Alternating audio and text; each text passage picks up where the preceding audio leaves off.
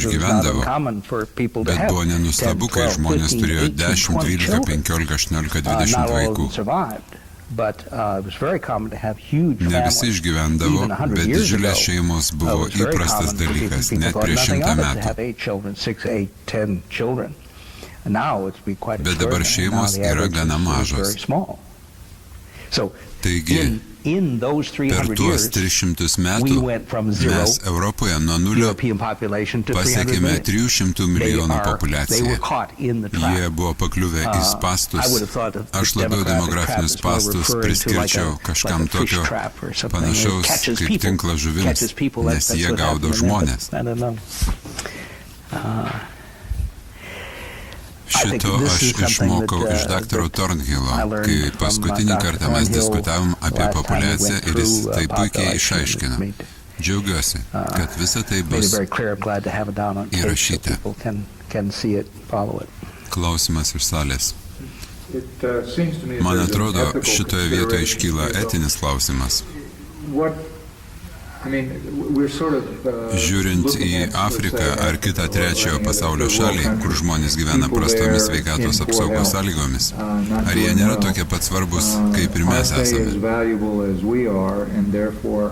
Kadangi turime išteklių, argi mes nesame įpareigoti jiems padėti?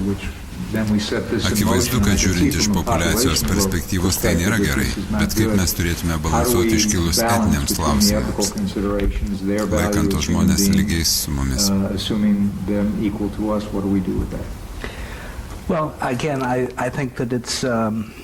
Aš manau,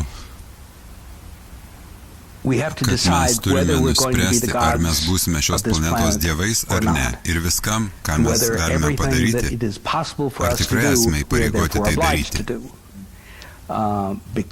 Kadangi mes tai galime padaryti, mes galime sukurti populiacijos katastrofą tiems žmonėms.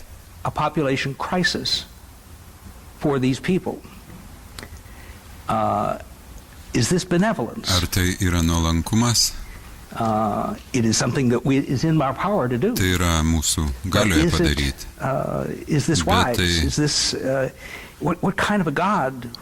Bet koks dievas tai darytų populiacijai, kurie ėjusi puikiai labai ilgą laiką, dešimtis ar tūkstančius metų. O mes ateisime ir pasakysime, mes jums parodysime naujus standartus, mūsų standartus, kaip žmonėms reiktų gyventi. Kas tiksliai mus paskiria būti pasaulio atsakingaisiais ir spręsti, kokios tos vertybės turėtų būti. Ir žinoma, tie žmonės tuo momentu, žinoma, priimtų tuos visus gerus dalykus, kodėlgi ne. Bet vėliau, kai jie bus bėdoje, reikės atsakyti į klausimą, kokiagi iš tiesų ta paslauga buvo, kurią mes jiems padarėm. Argi mes padarėm paslaugą badmiriaujantiems žmonėms, padėdami jiems ateiti į šį pasaulį, gyventi kančioje? Aš asmeniškai nenorėčiau priimti tokio sprendimo. Taigi tai tikrai yra etinis klausimas. Klausimas iš salės. Taigi jūs sakote, kad mes būtume geranoriški, bet labai kvaili dievai, sukurdami daugiau problemų neįspręsdami. Žinoma.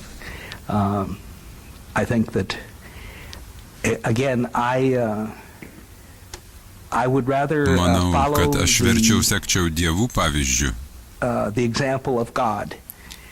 kurie sukūrė pasaulį, kuriame viskas veikia milijardus metų. Viskas susibalansuoja ir vyksta sėkmingai.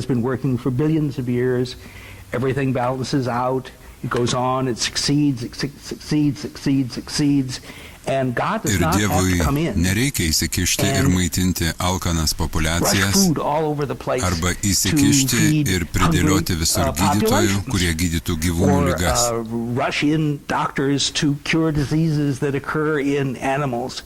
Visi šitie dalykai natūralios atrankos yra sutvarkomi. Gyvūnai, pažeidžiami tam tikrų ligų, miršta prieš pasidaugindami. Taip, iš jų genofondo yra pašalinama tikimybė ateinančiom kartom sirgti šią ligą. Ir palaipsniui šitos ligos išnyksta toje populiacijoje. Gradually these diseases disappear from a population. Bet mes sakome, ne, mes žinoma geriau, tai labai ilgai užtrunkantis būdas, mes taip daugiau nebedarysime, mes tvarkysimės pasaulyje kitaip. Aš nesu įtikintas, kad mes žinome, kaip tvarkytis geriau, nei tai buvo daroma 3 milijardus metų. Ir būtent į tai stengiuosi atkreipti dėmesį Izmaelyje ir visose kitose savo knygose.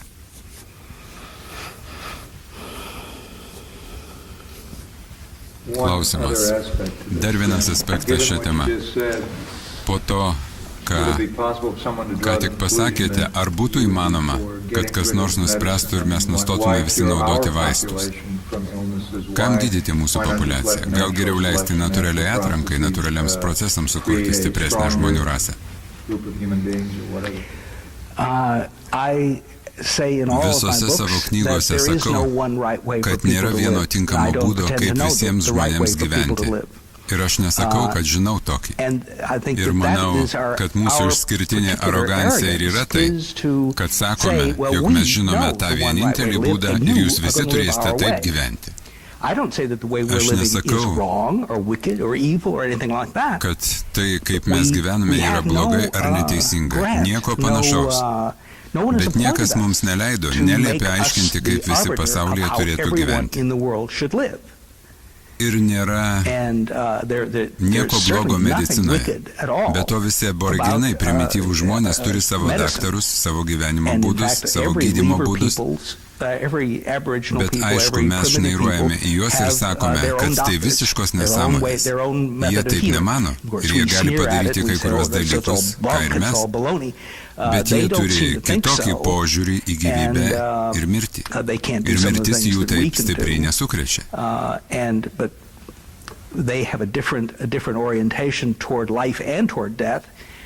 Ji nesukrečia ir manęs taip stipriai. Ir aš nekovosiu su mirtimi, kaip aš matau tai darant mūsų kultūros žmonės.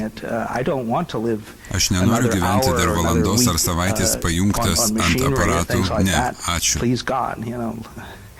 Taigi, jie greičiausiai negyvena taip ilgai kaip mes. Ir jie serga lygomis, kuriomis mes nesergame. Ir jei jūs norite būti gydomi, tai jūs turėtumėte turėti pasirinkimą. Aš visiškai nesakau, kad tai turėtų būti draudžiama. Tik noriu pasakyti, kad mes nesame privilegijuoti vadinti šio pasaulio dievais. Klausimas iš salės. Taigi jūs sakote, kad viena iš pirminių priežasčių yra varganų šalių vakcinavimas? Na, tai sukuria šį efektą. Tai atsitiko Šiaurės Afrikoje, mes padėjome jiems susikurti didelę populiaciją, prieš tai buvo mažyti, nes ištekliai buvo maži. Bet jie gyveno tų išteklių ribose ir buvo blogų laikų kaip dabar, ilgos sausros, tačiau tai nebuvo jiems tragedija, nes jų nebuvo daug.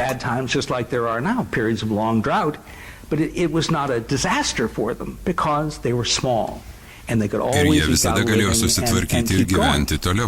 Bet išaugindami populiaciją, mes juos pasmerkėme tragedijai, kas vyksta dabar ten. Ir žmonės mane užsipuola, klausdami, kaip įmanoma nusisukti nuo tų žmonių.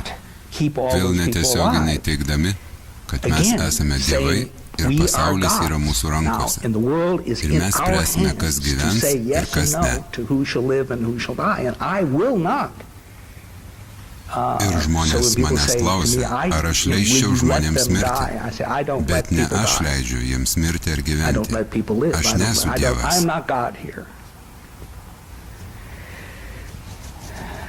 Tikrai siūlau pažiūrėti kitų kampų į mūsų galias. Žmonės tiki, kad tai yra geranoriškumas, jog mes siunčiame jiems visus tos gerus dalykus, bet jie nemato toliau, kokias nelaimės mes sukūrėme tai darydami. to see the disaster that we create, we come in and we Mes do our little ateiname good